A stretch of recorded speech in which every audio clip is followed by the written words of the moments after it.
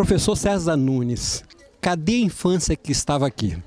Olha, a infância, ela é o período mais importante da formação humana, mas com o transcorrer das mudanças sociais, econômicas e políticas, nós fomos perdendo a proximidade com a natureza, perdendo a proximidade com os avós, perdendo a proximidade com a tribo, o clã, e a sociedade ficou muito complexa. E ela foi retirando praticamente espaços fundamentais de formação humana, transformando isso em coisas extremamente mercadológicas, coisas compráveis e vendáveis que tem por aí. E a infância praticamente foi exaurida. Nós tiramos a infância como experiência humana, gratuita, afetiva, emocional, e revestimos a infância de preparação para a vida adulta, carregada de práticas e liturgias de produtividade, reprodução, disciplina, subordinação, tudo que tem que ter no mundo do trabalho. Então a infância, ela foi negada. A infância que sobrou foi castrada, reprimida, então nós estamos aqui fazendo um movimento para, primeiro... Um resgate? Não, eu acho que é um primeiro movimento para tomar consciência de que a infância precisa ser resgatada e precisa ser ressignificada, porque nós também temos hoje uma infância que nós sonhamos, que é a proximidade da criança com o mundo, a natureza, o mundo social, que ainda seja o mundo do não trabalho, porque o mundo do trabalho é todo ordenado. Mas há também uma infância hoje que nos coloniza, que é a infância das imagens consumistas, de Walt Disney, a Peppa, é aquele modelo de infância consumista extrema. E subliminar também, muitas vezes. Muitas outras coisas subliminar. Então, quando nós fazemos um movimento como esse, aqui na Univida, que é uma associação de contadores de história, liderados pela Suzana Montariol, para colocar a criança no centro da nossa existência, a infância como espaço de humanização, nós estamos fazendo uma resistência cultural, antropológica e civilizatória. É pela criança, é pela vida, é pela afetividade que nós estamos aqui para começar um curso, para começar uma reflexão profunda, uma intervenção nos corações e nas mentes das pessoas. A infância foi banida, a infância foi descaracterizada. Nós queremos recuperar a infância que estava aqui. Então, o senhor me diz que a Univida é um lugar onde se renasce e se resgata a infância? A Univida, ela é uma proposta de humanização e de cidadania, através das práticas antropológicas mais, digamos, originais, que é o canto, a fala, o toque, a liturgia da comida, o abraço, aqueles elementos humanizadores que a sociedade também foi tirando.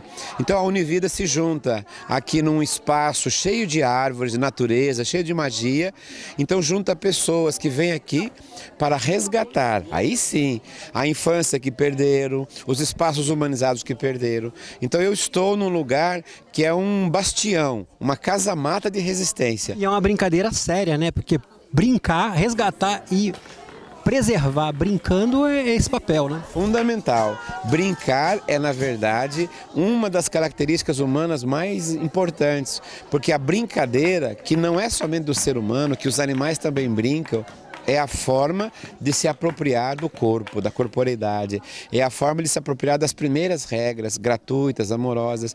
Então, a brincadeira é uma das coisas mais sérias da humanidade.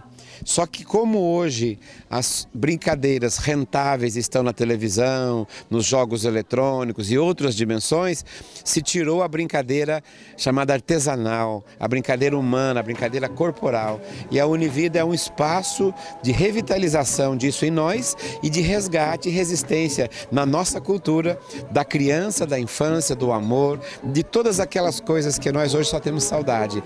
A Univida está refazendo pela brincadeira a infância, a brincadeira, o amor, o carinho, o afeto. Por isso eu estou aqui. Eu quero estar junto com essa gente carregada de magia. O que esse público pode esperar essa noite? Essa noite eu vou abrir o curso. a Suzana me convida para ter a honra de abrir esse curso.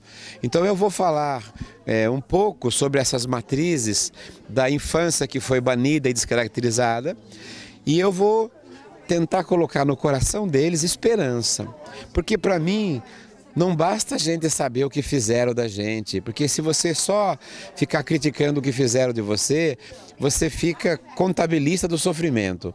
Mas é preciso que a gente aprenda o que é que você vai fazer com o que fizeram de você. Então eu quero que entenda o que fizeram da infância, o que o sistema fez, o que a realidade fez, para que a gente não seja pessimista, para que a gente faça diferente, reconstrua, ame, abrace, recrie. É isso que eu quero, ser algum mensageiro da esperança.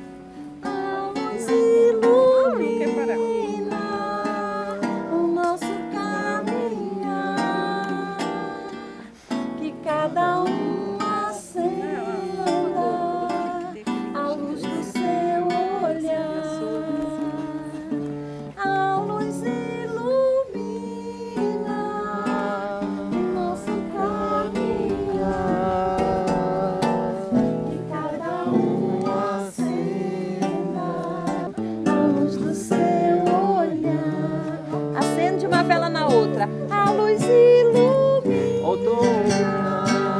o nosso caminhar, que cada um acenda. Nós vamos acender a chama do que é mais. Venham mais para cá, faz a roda, gente. Inteiro, que é o nosso olhar, que somos nós, esses seres tão complexos, mas tão humanos, tão cheios de alma e consciência, tanta beleza que cabe em um olhar, mas a gente não se olha mais, né? Perdemos a chama do olhar. Teus olhos são duas contas pequeninas, queria que a gente se olhasse. São duas pedras preciosas que brilham mais. Deem as mãos, comigo, todo mundo. A luz dos teus olhos. De novo. Ai, amor, quero ouvir. A luz dos teus olhos. A gente agora deposita aqui essa chama que vai acender nossa infância, nossa alma. Minha chama chegou, a minha chama acabou de chegar, chama do vovó. A vovozinha vai ficar agora com a chama dela. Essa é minha vela, viu, gente?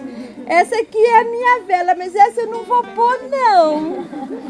Essa aqui vai ficar comigo, acendendo no meu coração. E a gente então pode colocar a nossa luz. Deixa eu levar ela pro César, ele pro César ver. Olha aqui. São José. Esse aqui é a coisa mais linda do mundo.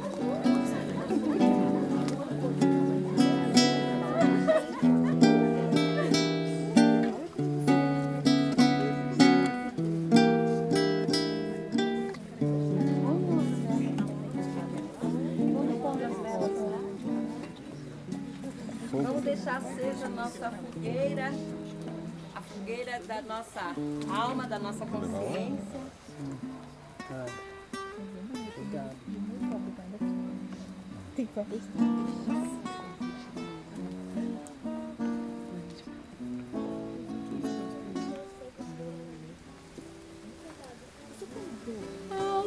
Quem sabe a canção da cantiga, Jana Persson? Que compôs para a Univida essa canção. Vamos pedir aí a turma 1 para cantar junto. Vamos lá. A luz ilumina o nosso caminhar, que cada um acenda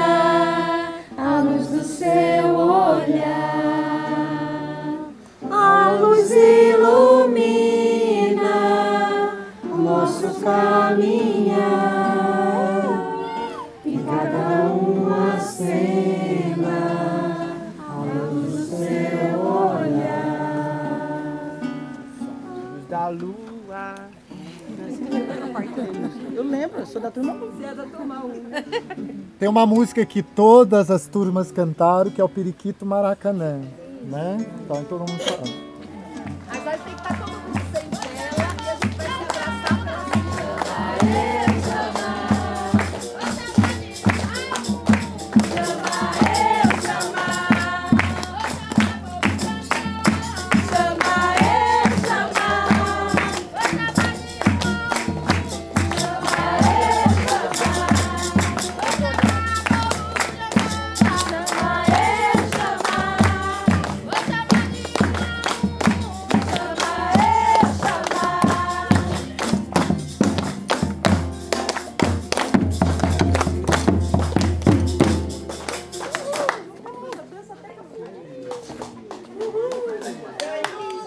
Siéntense, Peyu, Pehuapú, Apequiniri. Vamos a hacer el silencio. Peyu, Peyu, Peyu, Paque. Pehuapú, Pequiniri, Pejendumi. Vengan, vengan, vengan y siéntense. Vengan y siéntense. Guarden el silencio del alma y guarden ese silencio.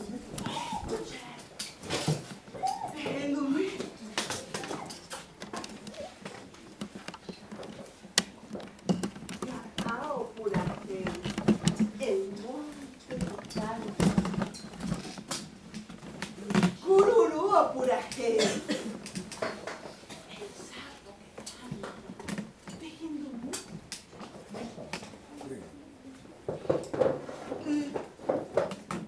agua. Tú, bien. Tierra. Hasle. Yan. Puca. Ris. Tejiendo Ape. Univida. Univírate. Aquí es univida. Ya hueco. Tatalopulpe. Junto al fuego. Junto al fuego tenemos el monte, el viento, la tierra, el agua. Yandeupucuera, nuestros antepasados. Olimpo, están aquí. Nuestros pasados, nuestros antepasados. Tejendu. Ja. Univida. Univida Peyahuerecuave, Copujare. En esta noche, aquí en Univida, también tenemos una presencia. Peteí Anguirú, un amigo. Peteí Anguirú Iñaranduetereiva, un amigo que tiene una sabiduría. Peteí Anguirú Marangatú, que tiene una bondad del alma. Jaupeare, Ñananguirú, Univida. Por esa sabiduría y por esa gran alma, es el amigo de Univida. Copujarete, en esta noche, Yahuerecó, Peteí presencia, Peteí Anguirú, Peteí Caraiguazú, un gran señor. Era César Núñez.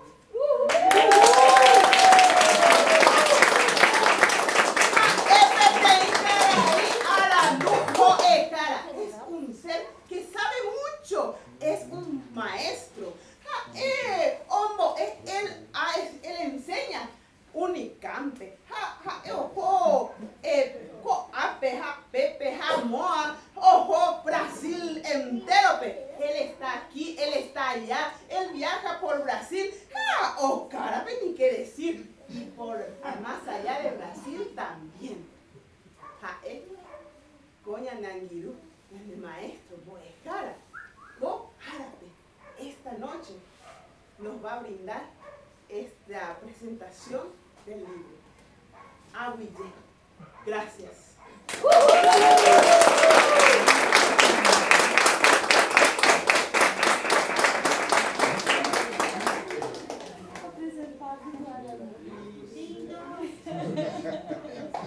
Apresentado em Guarani. Nossa fada Guarani. Gratidão. Estou emocionada.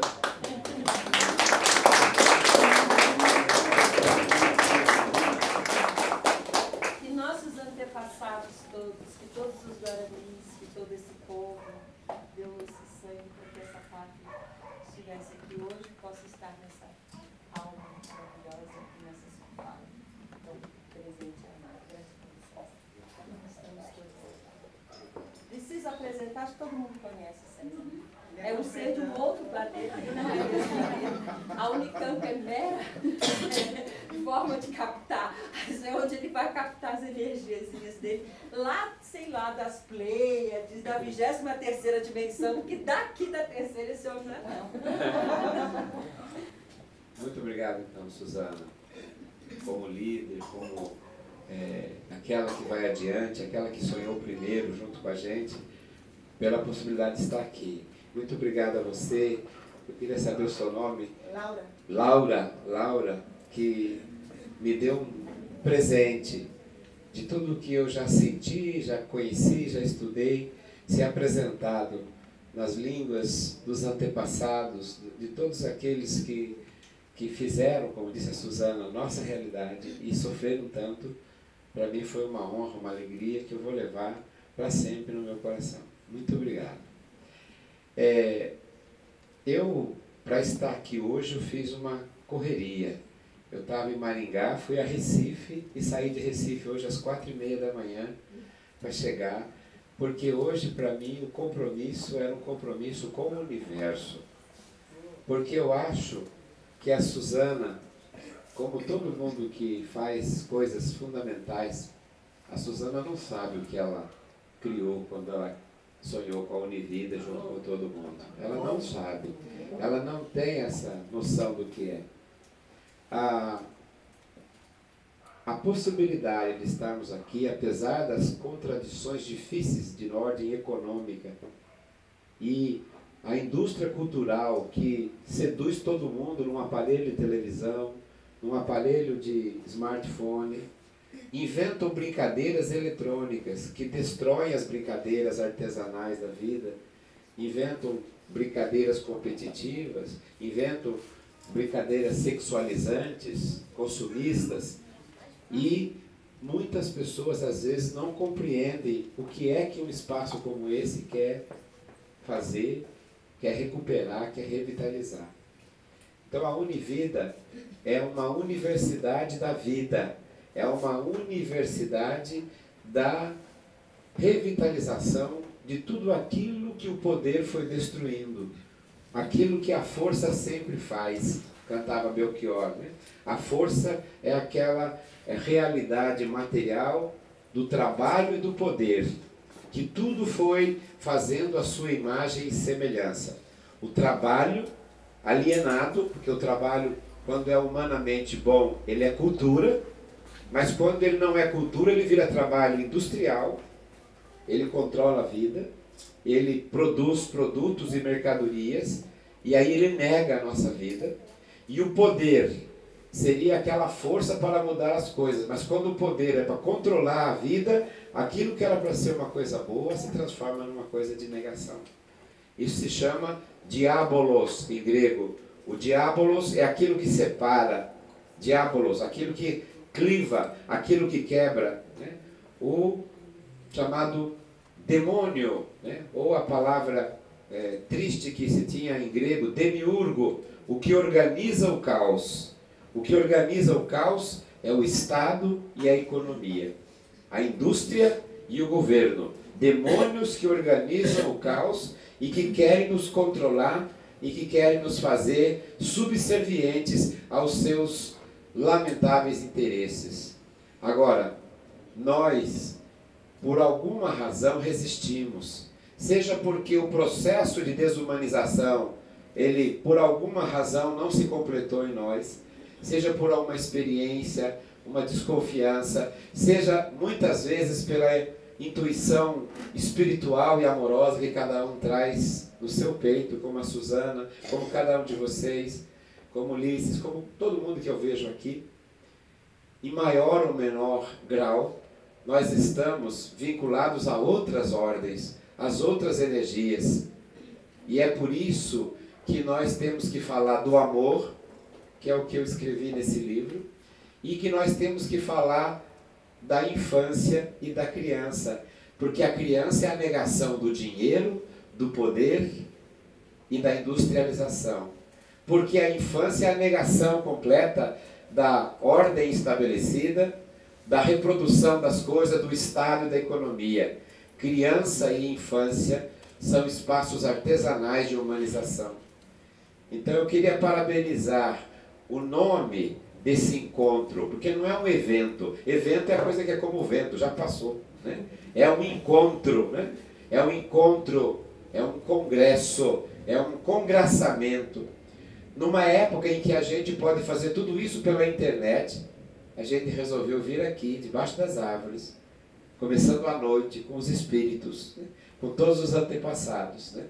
Para nos religarmos a essa fonte umbilical, que é a vida, a poesia, a pedagogia, a filosofia, as artes, as brincadeiras, para que a nossa alma, aqui também, infantilmente retomada, possa sair daqui muito mais enriquecida. Então, cadê a infância que estava aqui? É uma pergunta, e eu gosto de coisas que começam com pergunta. Não tenhamos a ilusão de que nós vamos responder a pergunta. Um curso desse não é para responder a pergunta. É para que a gente continue encontrando ainda mais outras perguntas derivadas dessa maior. Por quê?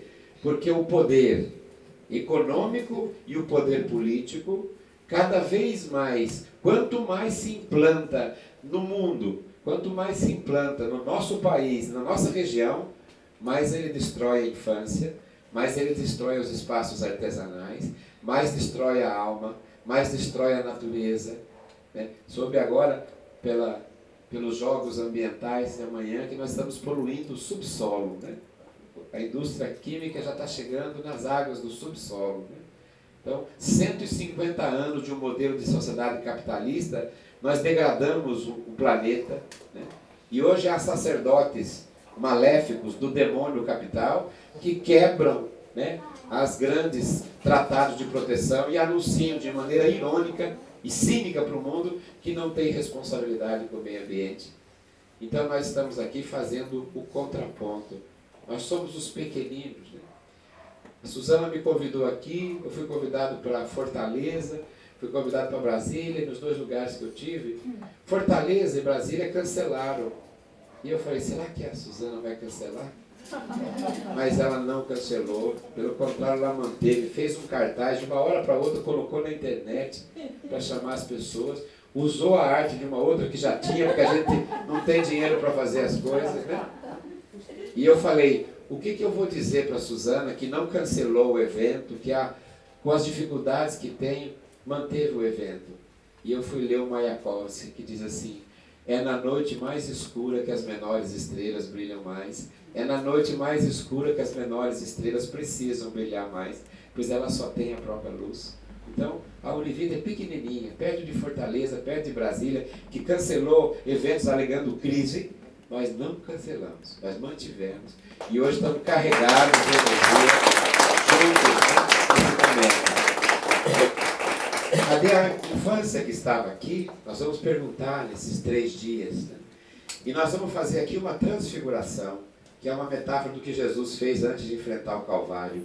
Ele subiu no monte, transfigurou-se diante dos apóstolos, e Pedro, que era todo sensitivo e empirista, falou, Senhor, é tão bom ficar aqui, vamos fazer 3 tendas e ficar o resto da vida aqui. Jesus disse, não, Pedro, aqui nós temos que nos ligar com os antepassados, os profetas. Mas a nossa missão é lá embaixo, é no dia a dia, é no mundo, é nas coisas. Aqui é o nosso Monte Tabor, esse espaço, pela majestade das árvores, pelos espíritos que aqui estão, pelas flores, pelas formigas que eu vi correndo aqui no começo. Toda a vida está aqui, carregada e energizada. para que a gente, nesse Tabor, se transfigure e possa depois lutar com profundidade, muitas vezes diante dos calvários que nos esperam nessa realidade. Por que é que a infância é importante? Porque a infância não é o tempo do capital, não é o tempo da produção, não é o tempo da mercadoria. A infância é o tempo de outros valores humanos. A gratuidade, a ancestralidade, a leveza. Ela não dá importância para as coisas. A importância da criança e da infância é a própria vida. E aí o brincar é o sentido profundo da vida. Jesus não brincava no sentido aí negativo quando disse: quem não se tornar como uma criança não entrará no meu reino. Quem não for criança não entrará no meu reino.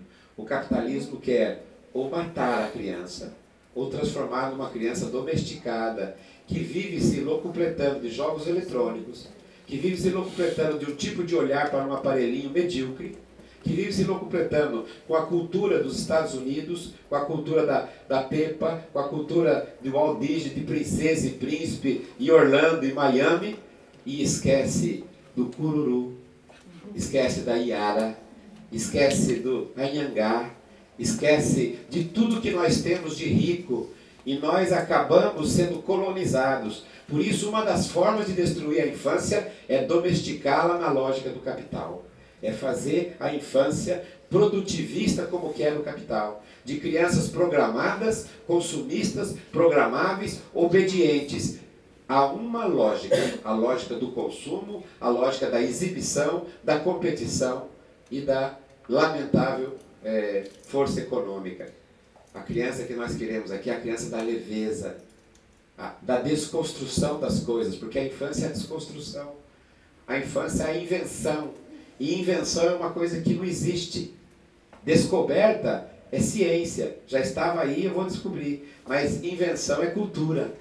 E o ser humano é mais poderoso, no sentido daí bom da palavra, quando ele inventa, do que ele descobre, do que ele constrói. Se a gente olhar hoje as pirâmides de Kelps, Khafre e Miquerinos, se olhar hoje as coisas que sobraram da cultura andina, se sobrar, vir tudo que já foi feito, nós temos que ter clareza que o tempo inexorável vai destruir tudo que o ser humano fez.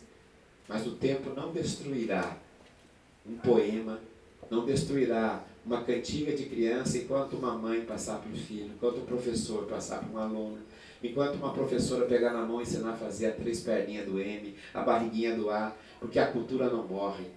A cultura, o tempo não deixa que ela morra. A cultura se revitaliza enquanto houver pessoas possessas e possuídas para fazer o que nós estamos fazendo aqui, na mesma coisa, e não na ordem do capital. A infância que nós estamos aqui foi descaracterizada, domesticada e vendida como produto. É uma falsa infância, porque a infância é descoberta, invenção, a infância é desconstrução, a infância é uma experiência vital. Eu já passei por situações muito difíceis, eu tenho 2 estentes aqui nas artérias, né? Tenho medo de morrer, fiquei 4 dias na UTI da Unicamp, com medo demais. Hoje eu estou andando regularmente lá em Barão Geraldo, inventei um grupo, né? Seja amigo das suas pernas, ande com elas, quer dizer, para poder andar, para poder andar, porque eu gosto de brincar com as coisas, né? Eu gosto de gente que não leva as coisas a ferro e a fogo, né? E quando eu estava na UTI, me levaram um poema da Adélia Prado, que eu pudesse ler, e a Adélia Prado diz assim: quando eu achei que tinha encontrado todas as respostas da vida, veio a vida, ela mesma, e mudou todas as perguntas, e eu fiquei outra vez sem chão. Ai de buscar chão para andar. Nós estamos buscando chão para andar. Nós temos que recuperar a infância a partir do quê? A partir, primeiro, de uma reminiscência, de uma lembrança, e depois de uma experiência. Nós não vamos lembrar da infância somente para ter um quadro a mais de saudade na memória. Nós vamos relembrar a infância revitalizá-la, ressignificá-la, para que a gente desconstrua o corpo autoritário, para que a gente faça como a Laura fez aqui, para que a gente faça como o Ulisses faz quando ele vai fazer uma representação. Cada um dos contadores, parece que a gente tira a métrica do corpo produtivo e entra na lógica da festa, da felicidade, da alegria. Então nós estamos tirando a possessão do mal, do demônio, e estamos nos revitalizando com as energias positivas da vida. É o palhaço, é o avô, é o tio, é tudo aquele que quebra a ordem do dia. E é por isso que a infância é tão bela e tão bonita. Eu já passei por tantas situações, algumas de maneira biológica e outras de maneira psíquica. E eu não fiquei louco de vez e não neguei as minhas raízes, porque eu converso com um menino que está sempre dentro de mim. E o meu menino, que sou eu mesmo, me aconselha muito melhor do que muita gente. Ele me perdoa quando eu preciso de perdão, ele me critica quando eu preciso de crítica, e eu consigo mantê-lo dentro de mim de maneira serena, né? Algumas vezes ele me dá pito, e eu gosto também, e eu respeito, mas eu ainda não me enlouqueci, e não me vendi para o mercado, porque eu continuo cultivando um menino dentro de mim. E esse menino, me parece, é o que nós queremos encontrar em cada um de nós, o menino e a menina. Então, esse curso não é para lembrar da infância em quadros arqueológicos do passado. É para que a infância ela seja soprada como uma brasa dentro de nós. E ela mexa com os nossos corpos, e ela mexa com os nossos olhares, e ela mexa com a nossa fantasia. E a gente seja capaz de ver coisas, vagalumes, né? Ver espíritos. A gente seja capaz de colocar vela, né? E a gente seja capaz de ver a paz, a alegria, fadas, né? Maravilhosas. E isso tudo é importante que a gente saiba. É um exercício de reumanização. É um exercício de quebra do enquadramento que o sistema quer fazer conosco. Eu fiquei tempo tentando produzir esse livro que está aqui. Esse livro é um livro do Platão. Um orientador meu na Unicamp, eu queria falar sobre o amor, ele falou assim: César, isso não é tema para falar em filosofia. Fala sobre razão, sobre trabalho, mas o amor é tema de outras questões. Vai para a psicologia. Eu no outro dia eu voltei da minha biblioteca e mostrei para ele o banquete de Platão. Ta symposia em grego, o banquete, que é uma história de um homem que convidou 5 pessoas para comer juntos, né? Simposia era simpósio, que vem de sim em grego, que é com, e potem, que é beber. Simpósio é beber junto com os amigos, uma coisa que eu gosto também. Quer dizer, beber juntos. Vai ter depois. Vai ter, e cada um tinha que falar sobre um tema. E aí Agatão, que era o homem que recebia as pessoas, falou assim: vamos brindar a nossa amizade. E o outro falou assim: não, vamos brindar ao amor. E o outro falou assim: mas o que é o amor? Estava posta a questão. E aí um deles falou assim: eu acho que o amor é a dimensão da criação. Zeus, quando nos criou, fez homem e mulher e juntou os dois numa bola só, o ser andrógeno. E eles eram tão felizes, grudados, que Zeus teve inveja do que ele tinha criado e cortou-os no meio e colocou cada um do lado do mundo para que a sua moira, o seu destino, fosse encontrar a outra metade.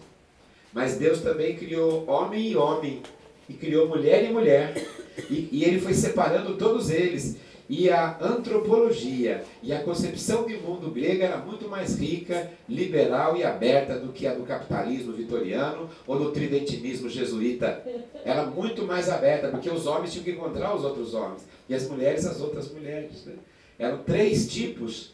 E aí o mito conta a história.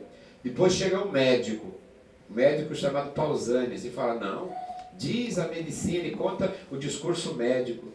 Quanta gente reduziu o amor à sexualidade e reduziu a sexualidade a doenças chamadas sexualmente transmissíveis. Acha que dar educação sexual é dar aulas de doenças que antigamente chamavam doenças venéreas, né? Quer dizer, isso é um absurdo, né? Uma tipologia médica que reduz a dimensão mais ampla da vida a uma mera técnica ou não de reprodução, né?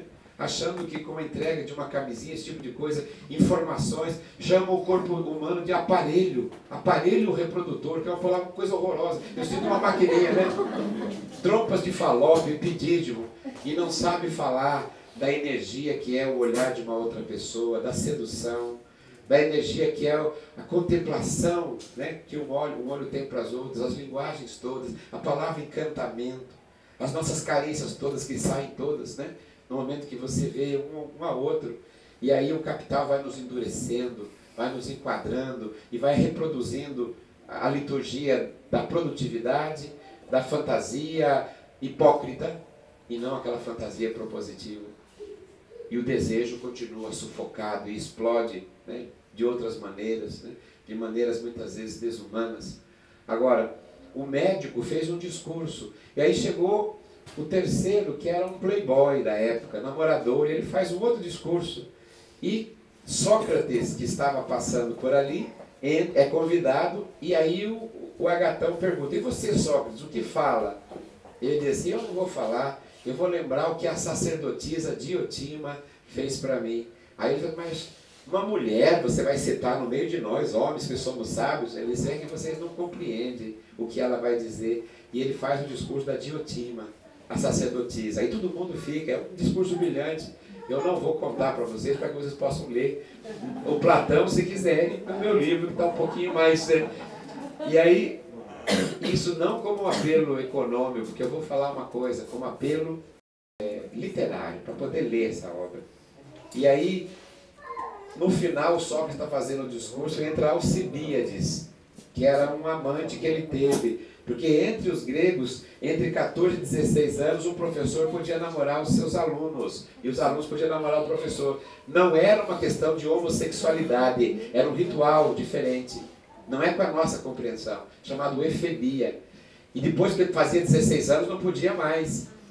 Então, o Alcibíades entra e fala assim: vocês estão olhando para esse Sócrates? Esse homem é um desleal, com 16 anos ele me abandonou, eu chorei na porta dele, eu fiz isso, eu fiz aquilo, e eu não quero, e ele não é o que aparenta. Aí o Sócrates faz um discurso amoroso para ele, dizendo: eu queria que você aprendesse, primeiro, as coisas materiais, corporais, sensoriais, mas não é essa o mais importante. Quem ama, ama o amor. Porque se você amasse os sentidos, ao oferecer os sentidos, você deixava de amar. A gente ama o amor que mora como reminiscência de Deus na alma de cada um de nós. Você ama a pessoa plena, a pessoa, o projeto, a pessoa inteira, a reminiscência de Deus e a profundidade. Então o amor é muito mais do que o empirismo, do que aquilo que você procurava em mim. E aí é preciso sair dos corpos belos para a beleza das ideias e a beleza da alma. E esse discurso é maravilhoso, o discurso de Sócrates para Alcibíades. E Alcibíades fala assim: como é que alguém pode amar esse homem que tem um ombro enfiado na cabeça, parece um bode, é feio, e ele não tem nada dos adereços que todas as pessoas têm nessa cidade de Atenas. E eu continuo, porque ele diz: porque o amor é o amor do amor. O amor é o amor da alma. E aí ele vai tecendo uma série de coisas. Ele diz assim: somos imortais nos filhos. Os nossos filhos é que são a nossa imortalidade, né? Eu vi aqui Suzana, Lua, e eu também tenho saudade dos meus filhos e vocês. E cada um de nós, ao sentar um pouquinho, falou dos filhos, né? Que são nossas, né, criações. Eu acho que a coisa mais linda que um ser humano pode fazer nessa terra é outro ser humano, né? Então a maior riqueza que a gente tem são nossos filhos e filhas, né?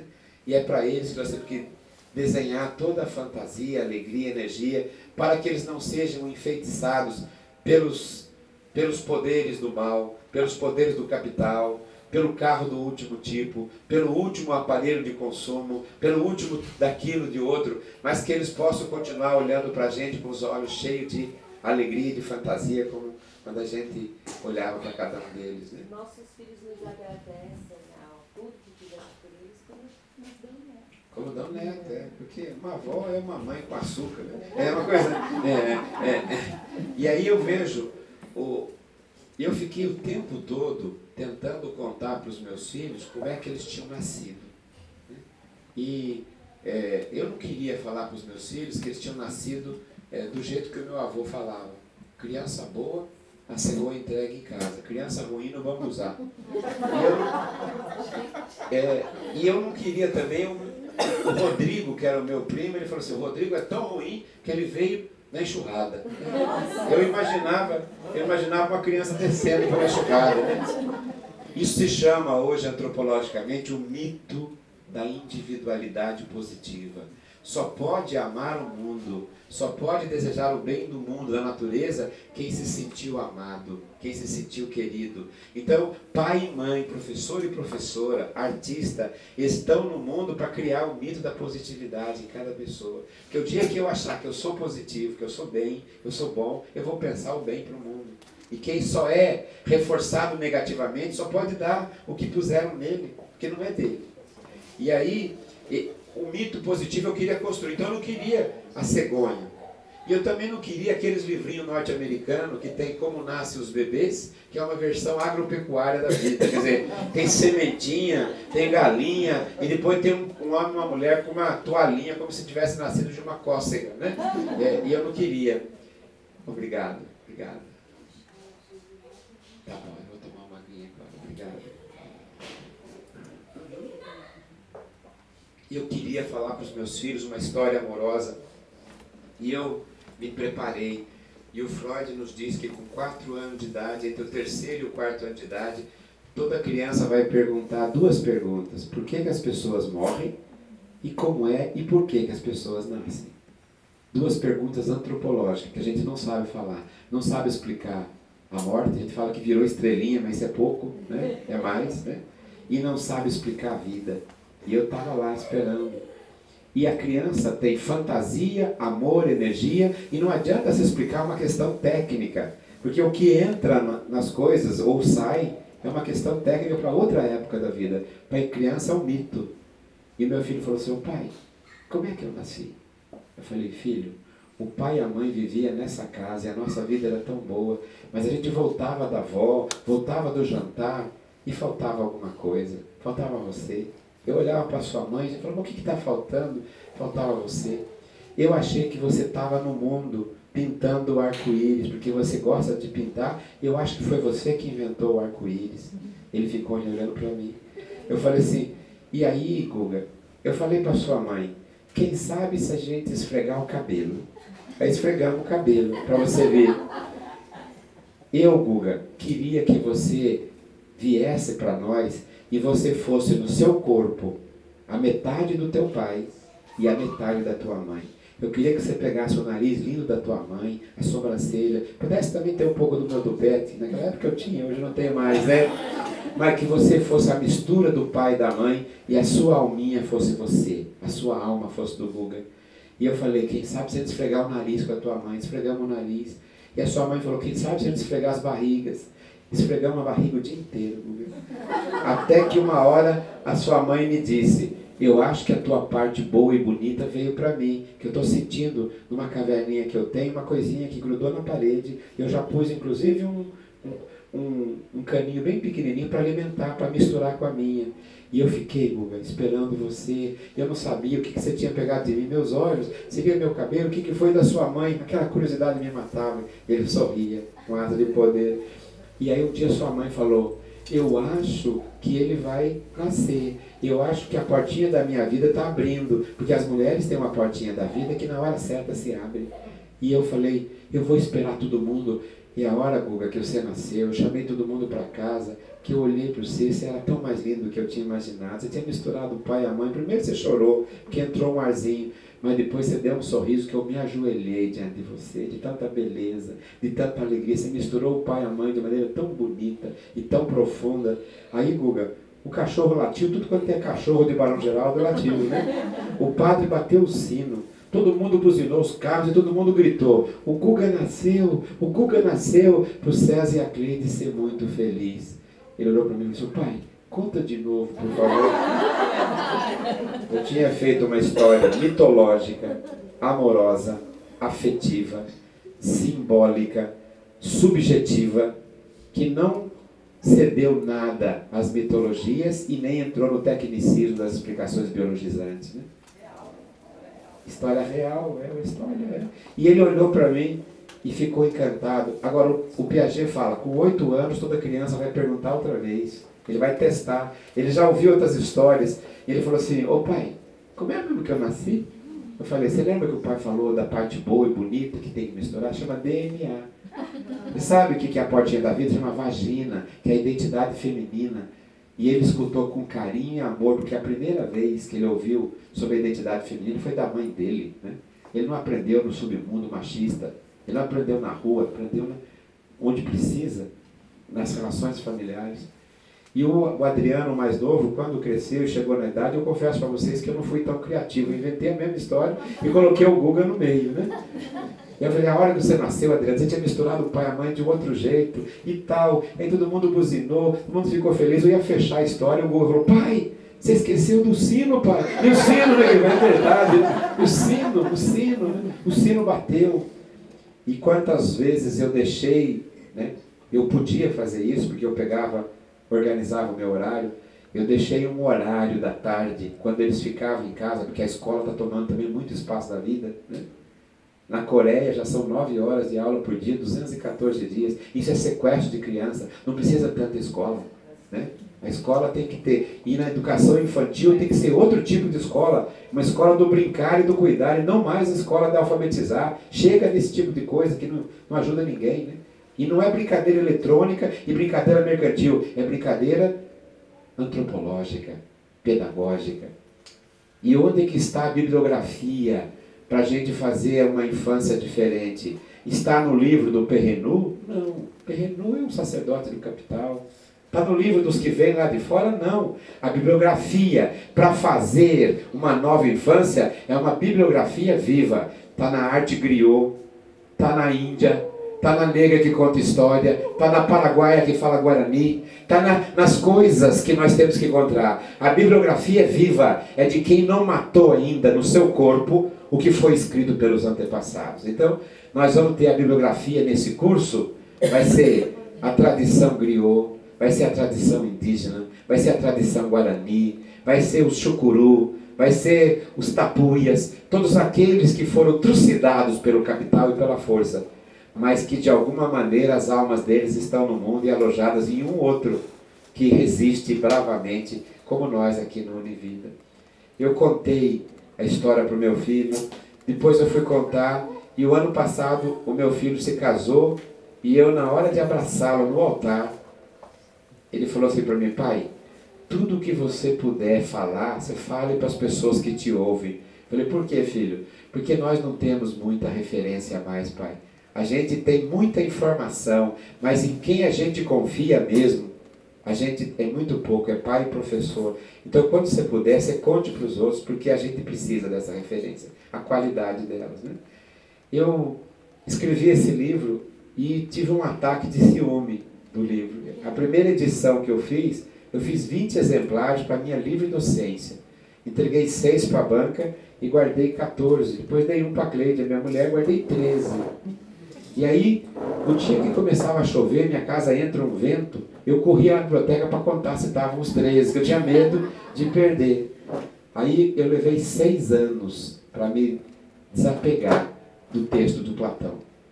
Porque eu escrevi, hoje a gente precisa mais de Platão e menos do Reich, menos da potência orgástica, menos das técnicas de orgasmo e das formas, todas elas, de uma beleza plástica, travestida de uma beleza que o capital quer vender para a gente, para nos fazer sacerdotes e sacerdotisas do consumo nas catedrais de consumo, chamados shopping centers. A gente vai mais nas catedrais do que nas igrejas, do que debaixo de árvore, do que toma água pura. Nós estamos todos prisioneiros desse modelo, né? De fast food, de tipo de espetáculo hollywoodiano, de tipo de filme que são todos a mesma historinha maniqueísta e que não tem nenhuma coisa que quebra a ordem nos filmes e nas coisas todas. Então nós estamos aqui para fazer uma outra bibliografia e para fazer um outro tipo de cultura. Revitalizar a infância, não somente com imagens culturais, mas com experiências, né? Com práticas. Que também a gente desconstrua e faça o que os gregos chamavam de catarsis. Catarsis é reviver as coisas de maneira aberta, solta, né? Catártica. A gente vai tirar de nós o adultocentrismo que enfiaram em nós, né? Nós estamos por demais e já estamos querendo adultizar as crianças precocemente, né? Tem gente que sofre de labirintite autoritária. Criança que fala e criança que se mexe dá labirintite autoritária no professor autoritário. Por quê? Porque ele quer criança calada e imóvel, que é o modelo jesuíta, militar, tridentino, consumista que nós temos até hoje, né? Nós estamos aqui para fazer outra coisa. Então esse livro é essa história. Eu peguei o primeiro capítulo e contei a mitologia grega toda, né? Contei a mitologia de Juno, Ártemis, Cronos, Zeus. Contei Psique, a história de Psique, a paixão de Psique. E depois eu contei algumas coisas que os gregos falavam sobre a origem das pessoas, né? E depois eu passei para o segundo capítulo, que foi decifrar os discursos de Platão, de Sócrates na boca do Platão, do médico e de cada um deles. E no final eu fiz um terceiro capítulo, elementos para pensar no amor como fundamento da vida, né? Nenhum sucesso econômico, nenhum sucesso político compensa o fracasso como ser humano, e ninguém será um ser humano pleno se não for eroticamente feliz e afetivamente feliz. Há momentos que eles se juntam, erótica e afetivamente. É fazer da vida uma canção, uma festa, uma alegria, né? E o Sartre dizia nos anos 50, o inferno são os outros. Estava errado, Sartre. Eu estudei 50 anos para dizer, o amor são os outros. A gente ama quando o outro te diz uma coisa boa. A gente ama quando alguém faz um ato de gratidão. A gente ama quando você pega um pedaço de bolo e fala, que gostoso que está o teu bolo, né? A pessoa só, estava muito bom. A gente ama quando você toma um chá, quando uma pessoa vem te trazer um copo d'água, quando a gente, nas pequeninas coisas, constrói uma miríade de possibilidades, de pequenos gestos de amor, pequenos gestos de alegria, de complacência, de visitação do outro, do corpo, dos olhos, do sentido do outro. Então, nesses dias que nós estaremos aqui, 3 dias, mitologicamente, misticamente, é muito bonito, é um momento da gente abrir a alma, né? Deixar sair todos os chakras autoritários que enfiaram de nós, né? Deixar sair todas as deidades do capital, a visão tridentina, a visão de Trento, a visão jesuíta, a visão militar, a visão tecnicista, produtivista, de ser o melhor, de ser o primeiro. Diga. Tridentina é aquela formação que o Brasil teve com a Companhia de Jesus, que veio do Concílio de Trento, que dizia que o certo no mundo era o quê? A Igreja Católica e o Estado português. Considerava as manifestações dos negros de macumba, que para eles era uma coisa negativa. Macumba é sacramento dos negros, né? É uma coisa boa, né? Considerava que os índios faziam como coisas animistas. Então, num desrespeito violento e perverso, né, que o poder sempre faz. Então, você superar a visão tridentina significa você compreender que todas as culturas são culturas antropologicamente significativas e religiosamente similares, né? Eu tive a honra, Lu, de ter sido aluno um semestre do Dom Helder Câmara, quando ele veio aqui. E eu fui aluno do Paulo Freire na Unicamp por 4 anos, né? Fui auxiliar didático dele 2 anos, que era só carregar a malinha dele, né? E fui motorista dele por 1 ano. Eu levava e trazia de São Paulo com o carro da Faculdade de Educação. O meu orientador era o diretor e eu tinha aí. E eu fiz um semestre com o Dom Helder Câmara e um dia nós perguntamos a ele, Dom Helder, o que o senhor acha de Iemanjá? Estão fazendo em Salvador um culto chamado Nossa Senhora dos Alagados, que misturou o corpo de Iemanjá e pôs a coroa de Nossa Senhora. E o povo está levando coisa. O que o senhor acha? Gelou a catedral. Ele falou assim, quando eu estou em minha casa em Olinda, o povo vai à minha janela, porque eu saí do palácio, que bispo não tem que estar em palácio. Bispo tem que estar onde o povo está. E eu fiquei morando na periferia. E o povo grita na minha janela, Dom Helda, Dom Hebe, Dom Ebis, Dom Aldo. E eu já saio falar com eles, porque eles falam os nomes diferentes, mas é a mim que eles querem. Assim também Deus, é Ogum, é Nossa Senhora, é Iemanjá, não importa os nomes. Nós estamos falando da mesma divindade, a mãe de tudo, o pai de tudo criou. Os nomes não importam, importa o apelo de quem pede e importa a generosidade de Deus que dá. É isso que nós estamos aqui. E essa bibliografia não está escrita nos livros. Por isso que nós temos que fazer curso Univida num lugar como esse, porque ela não está nos livros. Os livros vendem coisa de outra natureza. Então nós estamos aqui fazendo a resistência. Então quando a Su me convidou, eu vim para cá, falei, eu vou, vai ter esse ato, porque amanhã de manhã, 5 horas, eu vou para Araraquara, né? E de lá de Araraquara eu vou para Goiânia, né? E esse ato aqui de estar aqui com vocês, porque a bibliografia de vocês é a vida, é a intuição, é o afeto, é a experiência antropológica resistente, e nós estamos aqui para inventar isso. Agora, à medida em que nós fazemos isso, nós damos uma outra significação para a existência. Acho que a felicidade da gente estar aqui é porque os nossos filhos estão aqui, netos, né?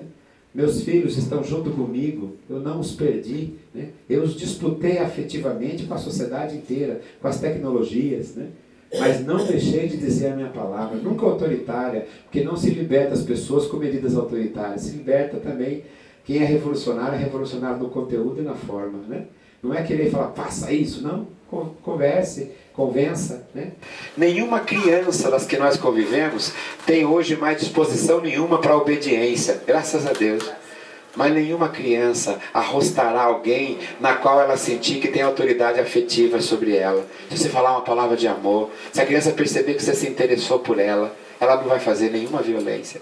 É porque a sociedade brasileira, a escola brasileira está colonizada pela visão tridentina e militar. Então ela não consegue dialogar com ninguém, o autoritarismo, porque professor que grita com o aluno autoriza o aluno a gritar com ele, né? Professor que não confia no aluno autoriza o aluno a não confiar nele. Professor que discrimina o aluno autoriza o aluno a discriminá-lo. Professor que despreza o aluno autoriza o aluno a desprezá-lo.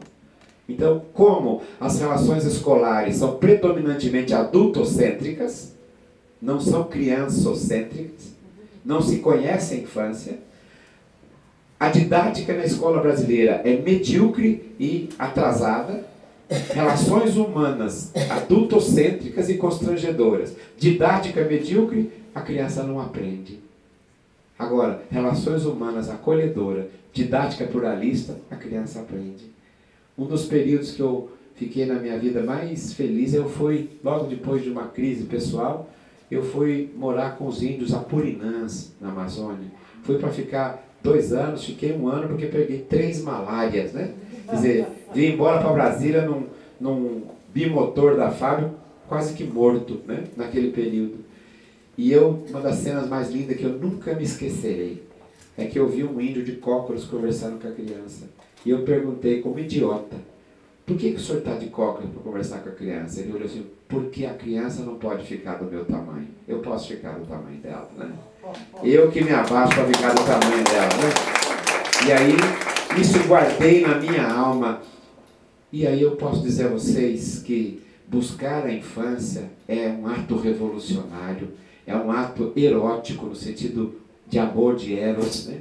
E o quadro desse meu livro é Jovem defendendo-se de Eros, que Eros é uma criança que quer jogar uma flecha nela, né? E tudo que é bom a gente vê e caracteriza como uma criança, né? E criança acaba então, hoje, nós temos que disputar o sentido da criança, porque eu não quero que a gente lute por uma criança idealizada, consumista, uma criança egocêntrica, né? Uma criança altamente também carregada dos valores, colonizada, uma criança que com 2 anos de idade fica presa já num smartphone e perde a dimensão neurológica de olhar para todos os lugares do mundo, perde a sonoridade, só consegue entender a sonoridade de aumentar e diminuir de um aparelho, perde as outras todas as potencialidades dos sentidos do mundo. Então nós temos que combater esses pequenos aparelhos que desumanizam crianças, combater essa caverna chamada internet, né? Platão dizia que os homens estavam numa caverna vendo o mundo às avessas. Platão não conhecia a internet, né? Quer dizer, o mundo é real, o mundo é verdadeiro. As pessoas estão vendo tudo invertido. Nós podemos olhar para lá, mas não perca o senso do real. Aprender a vida é aprender no cotidiano, na vida, é celebrar cada momento, é compreender a nossa dialética de morrer e de viver todo dia. E é isso que me parece a proposta que nós estamos aqui. Por isso que eu acho que a fada Susana não sabe do que ela... Tudo ela não sabe, porque não tem como saber.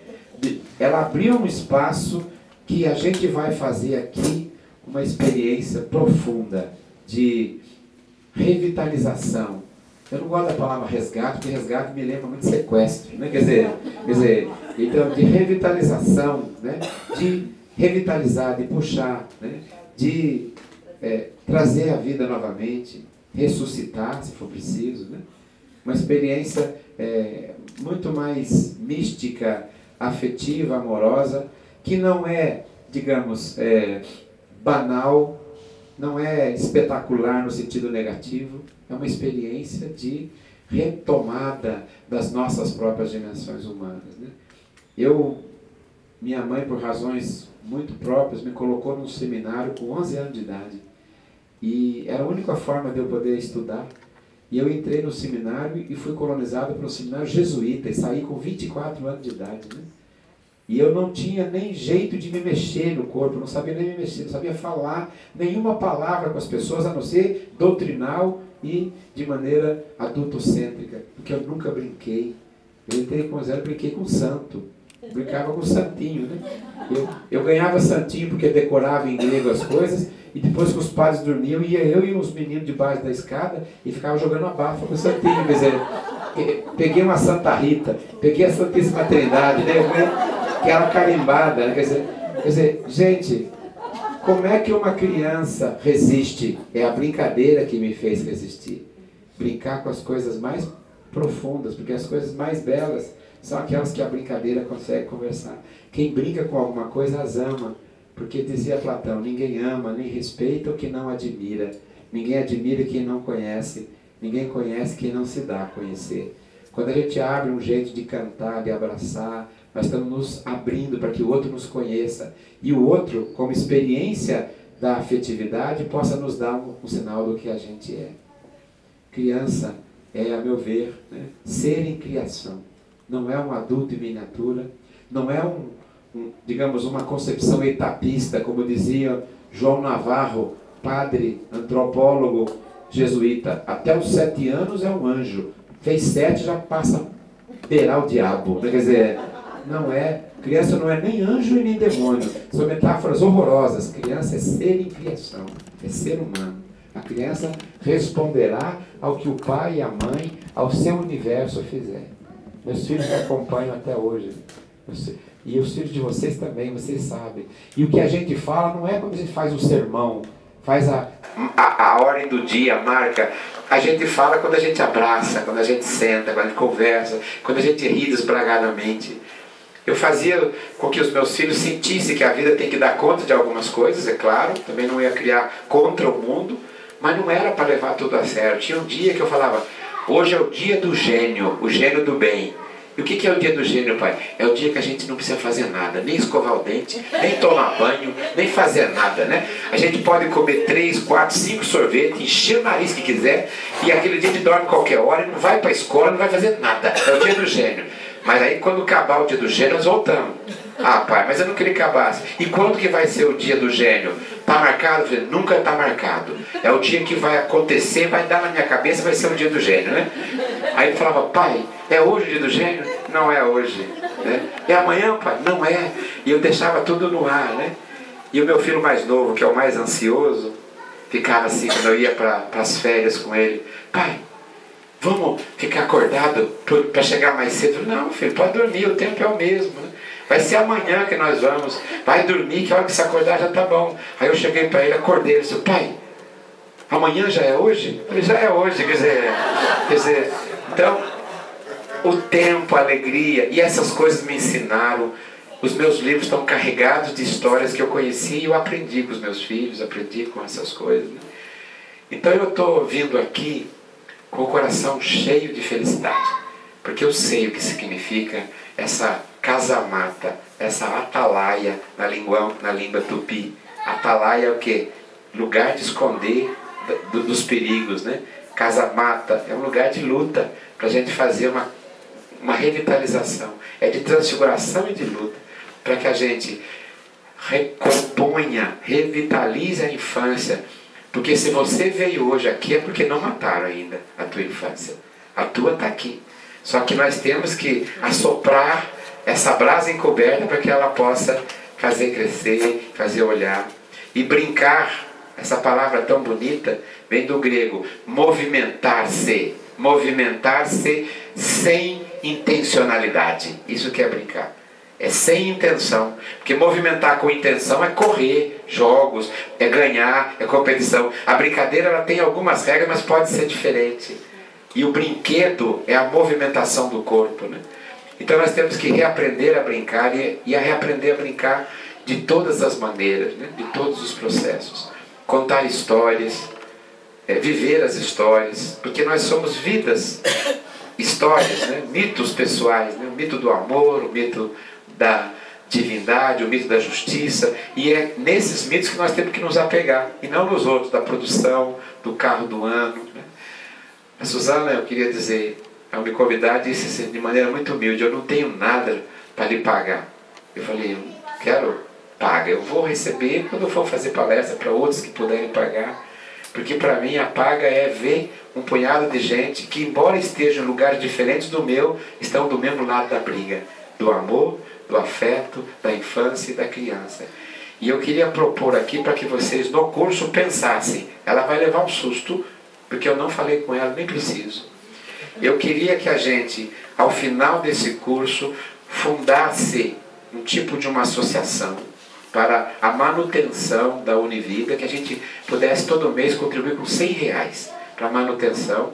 E eu estou doando toda aquilo que eu vou ter com os livros hoje para ser o primeiro fundo da Associação de Manutenção da Univida, né?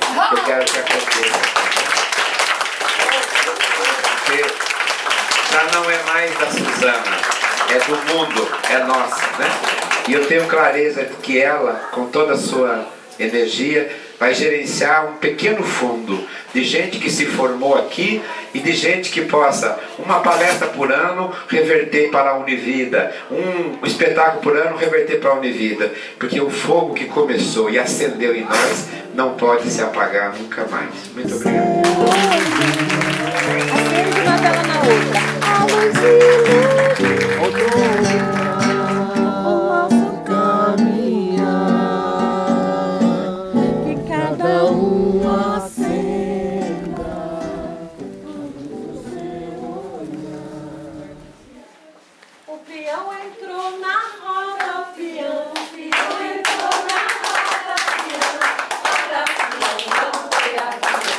Roda, peão,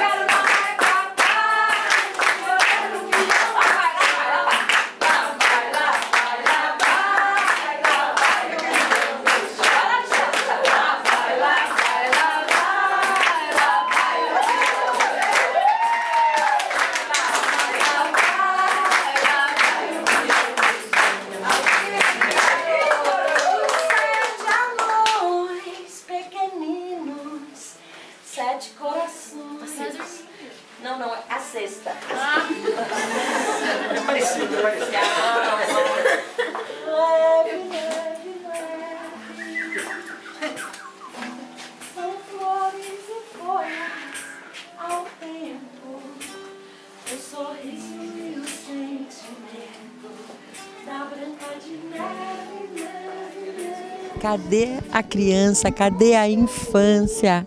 Cadê a vida que estava aqui? Na verdade, uma luta na contramão de todos os eventos, né? Cadê a criança? Cadê a infância? Nós estamos realmente vivendo um momento muito crítico, onde precisamos compreender um pouquinho melhor a infância. Não pelo olhar tão pedagógico, não por um olhar tão tecnicista, mas por um olhar amoroso, afetivo, intuitivo, um olhar feminino, né? Um olhar que olha para a infância entendendo que é o lugar sagrado do ser.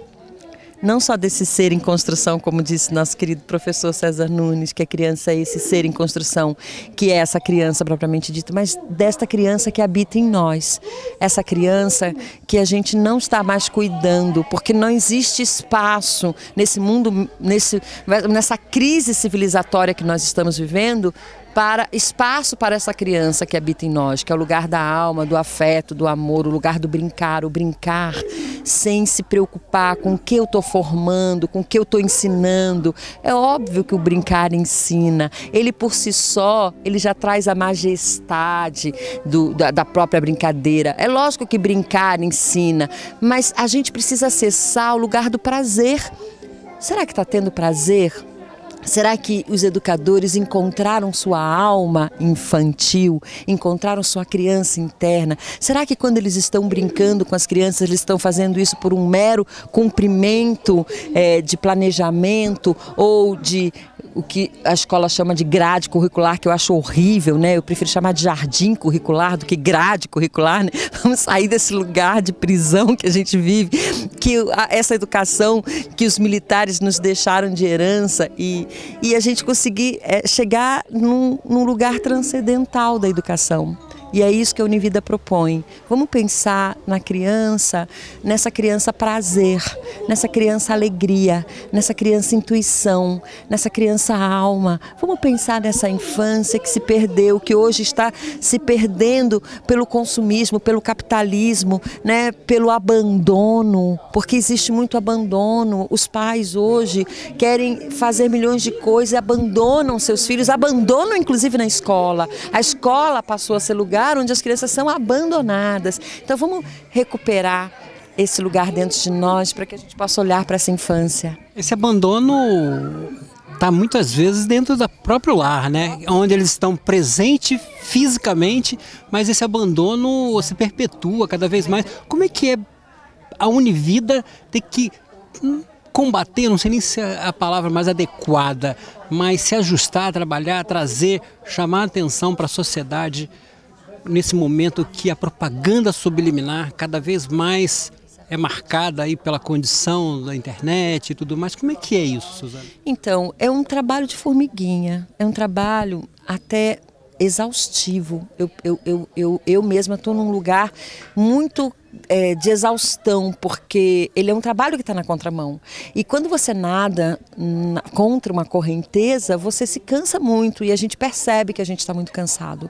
A gente tem percebido esses sinais, porque a gente vive disso, é o nosso lugar de viver, quer dizer, profissionalmente falando, mas a gente não encontra. As pessoas não estão abertas para isso, porque há um outro chamado que é rápido, que é imediatista, que resolve na hora e que as pessoas estão vivendo esse mundo. A gente está num mundo que resolve, quer dizer, o mundo se tornou um lugar descartável, um lugar rápido, um lugar para resolver. E o que a Univida propõe é cura, mas é cura interna. Eu preciso curar a minha infância. Eu não posso falar de infância se eu tenho uma infância dolorida. Eu não posso falar de criança se a minha criança ainda chora, se a minha criança não teve espaço de liberdade. Como é que eu vou falar de liberdade se a minha criança... Então, lógico que eu prefiro que a minha criança calhe a boca, porque eu tenho uma criança dentro de mim que também precisou calar a boca.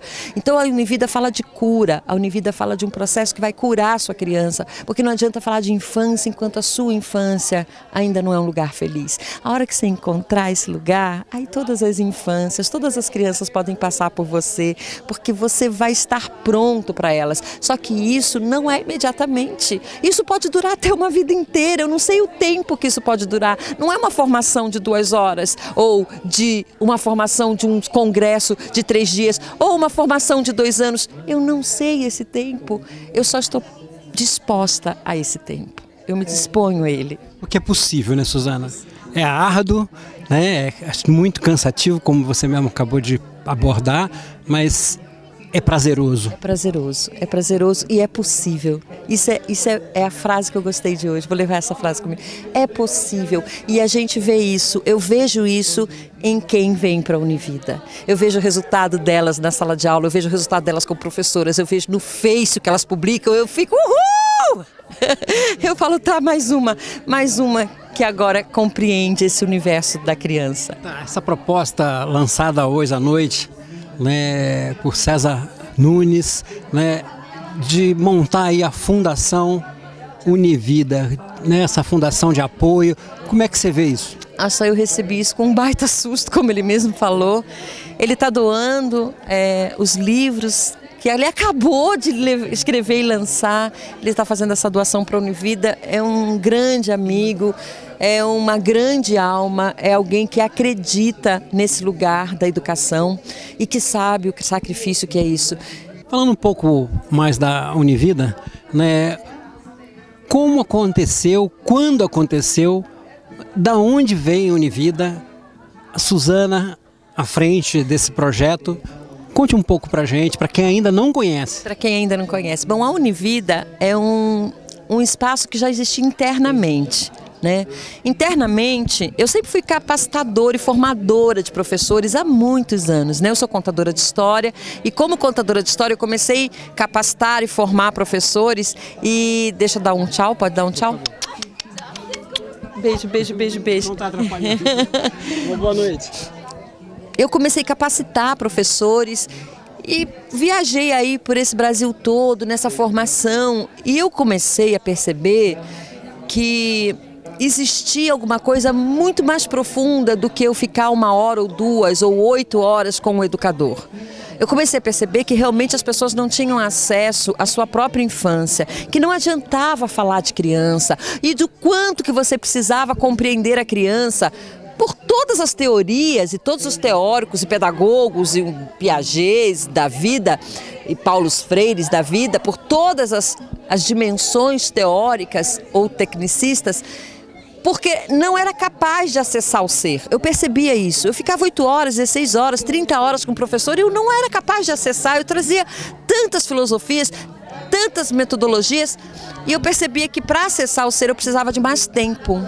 E esse tempo era um tempo que não podia ser dentro de uma faculdade. Inclusive, quando eu montei a Univida, a gente teve muitas faculdades que queriam que a gente levasse essa pós-graduação, esse lugar para dentro daquela sala de aula. E eu falava, não pode ser numa sala de aula. Porque a sala de aula não é capaz de propor ao ser o contato com o pé descalço na terra, o contato de abraçar uma árvore. Aqui tem um professor que eu não vou ter na sala de aula, entendeu? Ali, olha lá, aquele mestre não vai estar lá, essa grama, a aranha, a formiga, esses mestres não vão estar presentes, não vai estar presente uma mandala pintada no chão para a gente reverenciar uma roda, a gente não vai poder cantar dentro de uma sala de aula, então tinha tantas coisas que não podiam acontecer e eu falava, não é isso que eu preciso, eu não preciso de mais uma escola.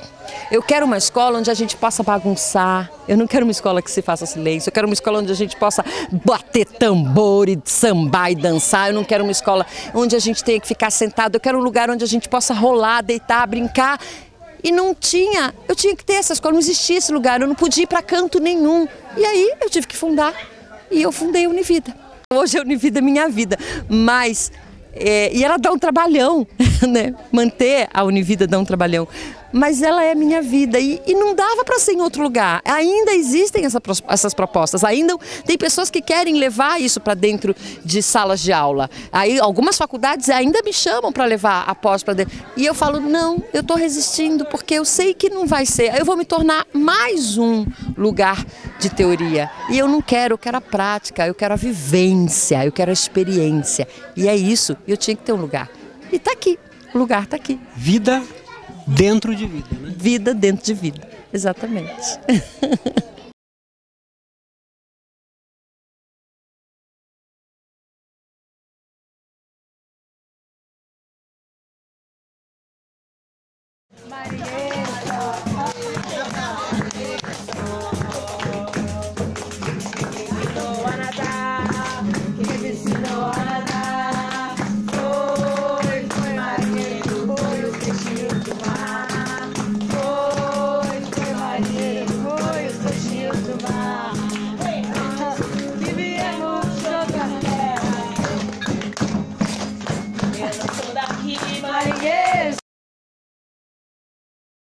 Meu nome é Danilo Montauriol, eu sou o criador do jogo Lenda Pessoal.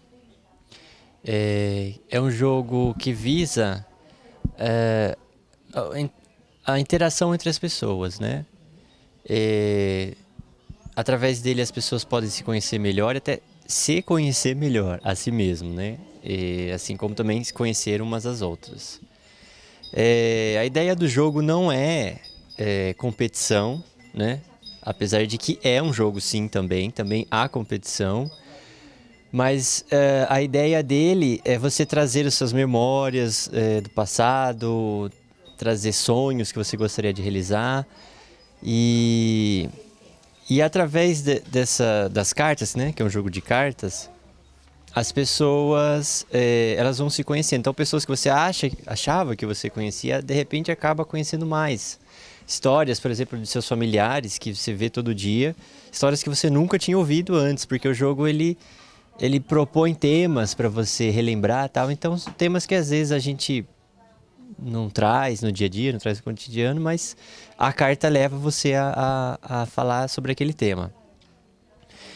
O fato dele ser um jogo é bem interessante, né? Porque a parte competitiva ela não pode ser muito acirrada, né? Não é recomendado, porque as pessoas às vezes se emocionam, trazem memórias. É muito comum pessoas se emocionarem, trazem memórias muito preciosas para elas, algumas dolorosas, né? E então você ter um espírito muito competitivo pode atrapalhar essas emoções e até desrespeitar a pessoa que tá no sentimento. Mas também não anular completamente a ideia de que é um jogo, porque a ideia de ser um jogo traz uma descontração para o momento, né? Então a gente brinca, a gente fala que está ganhando, né? Tenta passar a perna no outro, porque essa descontração ajuda as histórias virem com mais, né, com mais leveza. Então também não é recomendado assim ignorar completamente a parte competitiva do jogo.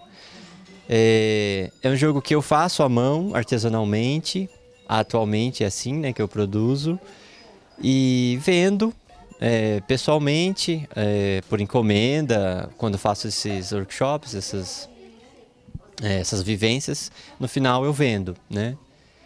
E ele vem com um manualzinho, e no manualzinho, né, tem as regras explicando tudo, como o jogo funciona, e tem essas sugestões, né? Não é legal o espírito competitivo, mas também não é legal ignorar o espírito competitivo do jogo. E é isso, até então tem sido muito legal, muito interessante a resposta das pessoas que jogam, né? Tem sido muito rica a experiência de ver pessoas trazerem emoções, né, trazerem histórias e se emocionarem. É muito comum, é praticamente 100% de chance de que alguém vai se emocionar na mesa, de alguma forma. Criança gosta muito de jogar, né? A gente já fez essas vivências em escolas. As crianças adoram pelo fato de ser um jogo, é claro, adultos também gostam, mas A criança, a gente acha que ela não tem muita história por pouco tempo de vida que ela tem, mas não, ela traz coisa que aconteceu ontem, que para ela já é história, ela traz porque aquilo tem um significado para ela, e às vezes ela traz coisas que ela precisava falar e que ela não tem essa oportunidade de falar, né? Então, coisas que estão presas ali, então é bom que a criança tenha essa oportunidade de falar, né? Isso ajuda quem está um pouco amarrado, preso, num evento de repente como esse, a vivência no grupo e tal? Nossa, muito, né? Esse jogo, ele aproxima as pessoas, né? Então, pessoas que você nunca viu na vida, por exemplo, eu trouxe aqui, eu joguei com as pessoas que eu até então nunca tinha visto, né? Mas você termina o jogo, você já tem uma relação com a pessoa, né? Você já sabe da dor dela, você já sabe da alegria dela, ela sabe da sua, né? E você só traz a memória que você quer também, você não é forçado a trazer nada, você não é impelido a fazer, se você não quiser fazer comentários, se não quiser falar. Ninguém sabe as cartas que você tem na mão, né? Vamos dizer assim. Então, se você tem cartas ali que são difíceis para você, você não precisa revelar e dizer que tem dificuldade. Simplesmente você não vai revelar, né? Simplesmente você só vai jogar aquilo que você sabe do que está falando. Então, você tem liberdade de falar o que você quiser e compartilhar o que você quiser. E ele tem esse poder, né? O jogo tem esse poder de aproximar as pessoas, de criar uma intimidade um pouco maior.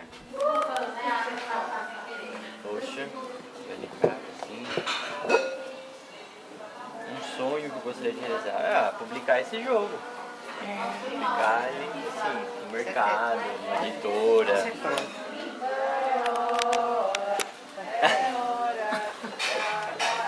Tá gravado? Estamos aqui com Beto Samu, que deu oficina hoje aqui na Univida. Qual que é o nome da sua oficina, Beto? Jogos Ambientais. Jogos Ambientais. E fala um pouco pra gente assim sobre a sua oficina, como que ela se desenvolveu. Na verdade eu comecei com uma pergunta para os alunos, o que são jogos ambientais, né? Qual é a expectativa deles em relação à oficina, em relação a esse tema, né? Uhum. E aí a partir daí eu desenvolvi uma ideia para despertar o interesse em conhecer, reconhecer, né? Porque a gente acabou se afastando tanto da natureza, né? Tudo vem da natureza, tudo vem do planeta, e a gente está cuidando tão mal dessa natureza, desse planeta. Então a ideia da oficina é despertar um interesse em ser cuidador do planeta, em a partir do seu exemplo, dos seus passos no planeta, cuidar dele, né? E nada mais justo do que as crianças começarem a reivindicar isso, porque o planeta é delas, né? A gente está hoje usufruindo um planeta que no futuro vai ser delas. Então como é que elas vão pegar esse planeta no futuro? Então eu acredito que cada pessoa é um polo de mudança, é um polo de educação, de aprendizado e de compartilhar aprendizados em relação à natureza, em relação aos cuidados com ela. Não precisa muito, né? A gente primeiro tem que reverenciar ela. Então esses jogos são, na verdade, reflexões de uma forma em formas de brincadeira, né? Sobre a natureza, observações, reflexões. Então é tudo isso. É um passeio, a partir de um jogo da Carta da Terra que eu criei, a partir da reflexão desses temas, que pode possibilitar uma mudança na forma de atuar no planeta. Ah, que legal. E você tem esse jogo aí para mostrar um pouquinho pra gente? Tenho sim. Por favor.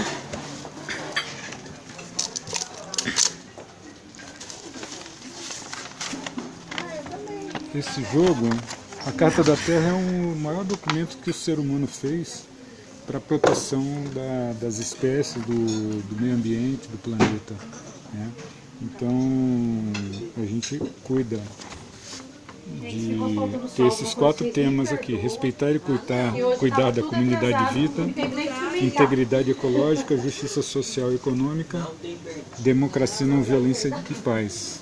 Então tudo está no jogo, é uma trilha comum, a gente tem o início do planeta e vai fazendo uma espiral em que vai passando por cartas de compreensão da Carta da Terra, de desafio, que são as questões da pegada ecológica. É um questionário para ver quantos planetas seriam necessários para você, se todo mundo consumisse igual a você. Experiências práticas que você tem na vida sobre a sustentabilidade e momentos de celebração, onde a gente vai criar uma dança, uma música, uma arte para comemorar as esperanças que foram alcançadas na proteção do planeta. Muito bem. Obrigada, Beto. Valeu. Valeu. As ondas dos homens de bem, meu canto em ondas batendo, e a esperança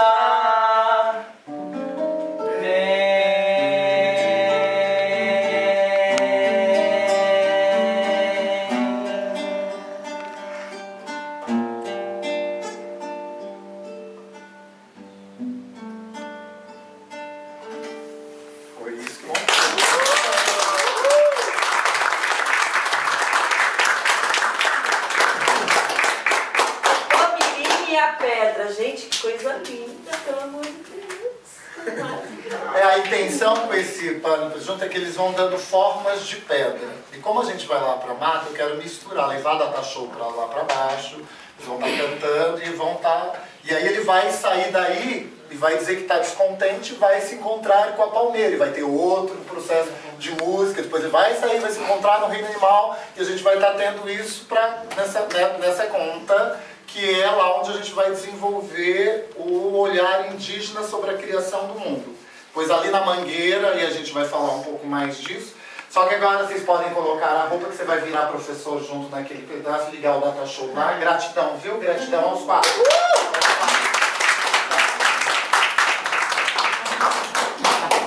A Organização Pan-Americana de Saúde diz que 90% da população está com estresse.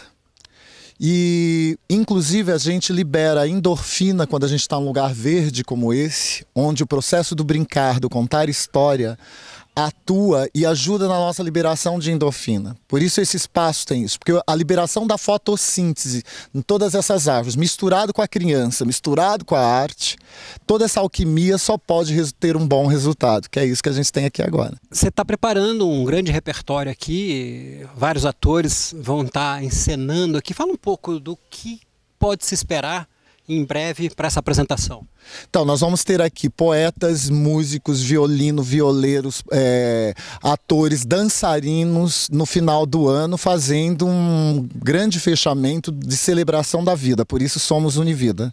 Celebraremos aqui a vida em dezembro com a música, com teatro, com dança, como eu falei, onde nós teremos aqui um elenco de 80 pessoas fazendo uma temporada, numa espécie de festival que acontecerá 16, 17, 18, 19 de dezembro durante 4 dias, um especial de Natal em todo o espaço da Univida, é isso. Fala um pouco do tema, né? Os atores vão estar encenando uma obra muito interessante. Fala um pouco disso. Sim, serão 3 raças nascendo aqui, a junção do negro, do branco e do índio. 3 espetáculos, Nascimento da Palavra, como o índio vê a criação do mundo, como o branco vê a origem do amor, como o negro vê também a criação do mundo. Então essa junção desses olhares é que a gente colocou num caldeirão e transformamos num espetáculo com música, é isso que teremos aqui. Como se tivesse desceu o tambor, não?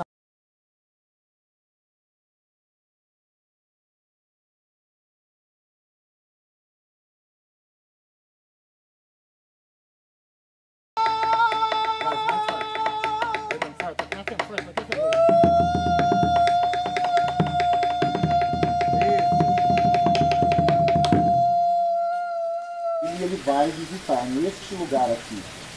Meu nome é Denise Tordim, eu sou professora de Educação Física, estou aqui no Univida participando do primeiro Congresso de Educação e está me ajudando muito na reflexão das minhas práticas pedagógicas.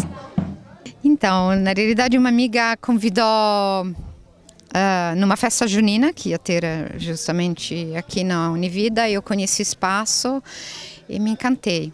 Eu estava até comentando com uma amiga, né, que parece que a gente está entrando dentro de um livro de contos de fada, volta na infância, volta num passado onde a gente se encontra, se sente acolhido.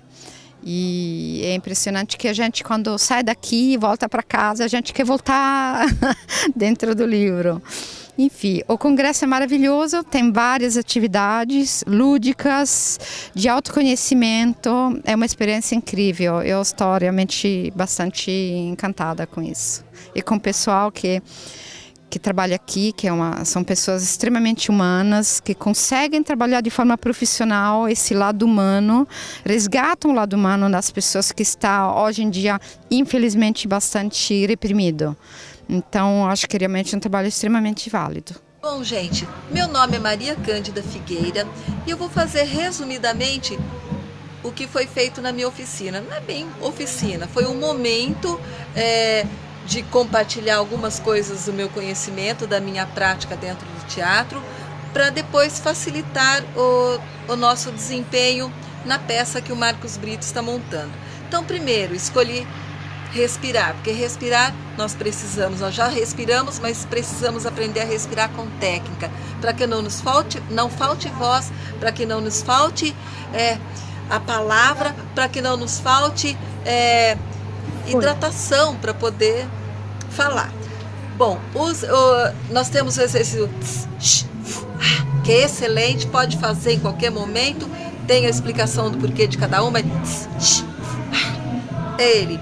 Depois nós trabalhamos os 3 níveis, de respiração e, enfim, nós cantamos uma música que também faz modulação com as vogais, a E, I, O, U. E também terminamos com uma evocação indígena que é muito bonita, que pertence ao sagrado, que parte também das vogais de cada nome. Por exemplo, Cândida, A, I, A. E batemos o pé no chão para arrancar a força que a terra tem. Muito obrigada. Eu estou entendendo que esse congresso e o tema que a gente está falando sobre o brincar, né? Estamos falando cadê a infância que estava aqui. E aí, como grupo de pessoas que vieram e que estão vindo são basicamente educadores, aí a percepção que eu tenho é que a gente não brinca mais, né? Não se tem a brincadeira como um fator importante na infância. E isso é uma coisa que a gente percebeu nesse congresso, que devemos ter outras atividades com esse foco, que é encarar a brincadeira como um fator essencial na educação, na formação do ser. O brincar, a gente aprende quando brinca, né? Eu aprendi muito na rua, vivi na rua, fui moleque de rua. E hoje, entendendo a educação, sabendo a pedagogia, eu compreendo que o brincar salva, o brincar desenvolve personalidade. E isso, acho que a Univida acho que não é nenhum mérito, de fato é uma questão, talvez é um momento do planeta de rever a educação. E a gente está fazendo parte disso, e isso me deixa muito feliz.